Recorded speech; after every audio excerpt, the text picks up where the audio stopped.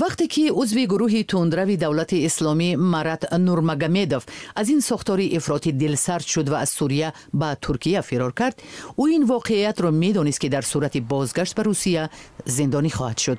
به این دلیل نورمگامدوف نامش را عوض کرد، شناسنامه نو گرفت و از استانبول به کیف پایتخت اوکراین رفت. ظاهراً تبادل ضعیف معلومات درباره افراد متهم به تروریسم در بین مسکو و کیف امکان داد که این مسلمان 33 ساله با موفقیت از ترکیه به اوکراین کوچ بندد.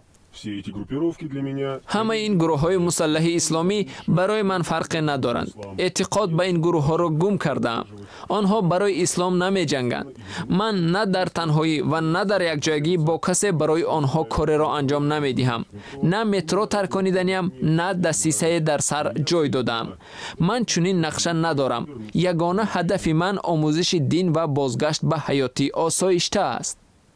بعد اشغال کریم از جانب روسیه در سال 2014 همکاری میان مسکو و کیف و همینطور تبادل معلومات اکتشافی قطع شد و حالا جانب‌ها بر روی خط یکدیگر درباره افراد متهم به تروریسم دسترسی ندارند.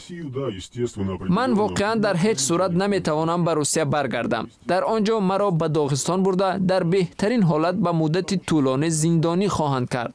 چون این حادثه با افراد مانند من زیاد اتفاق افتاده است که جسد آنها را در جنگل پیدا میکنند. نیروهای امنیتی در دست آنها سلاح و یا نارنجک گذاشته اصرار می‌ورزند که در عملیات ضد تروریستی دهشت افکنی را به قتل رسانیدند.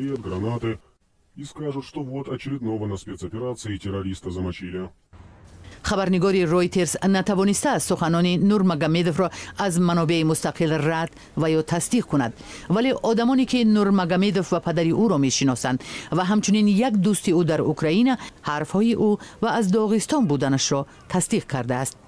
نورمگامدوف 2 سال را در سوریه سپری کرد. او بر این باور است که مقامات درباره هویتش معلومات ندارند.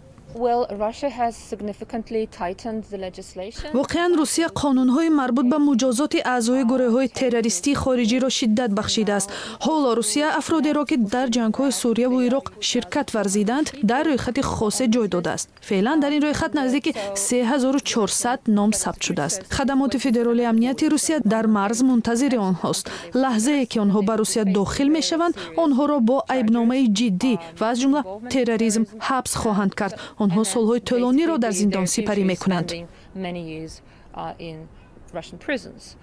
با گفته خبرنگار رویترز، در صورت بازگشت به روسیه، نورمگامدوف در راستای 15 سال زندان قرار خواهد داشت.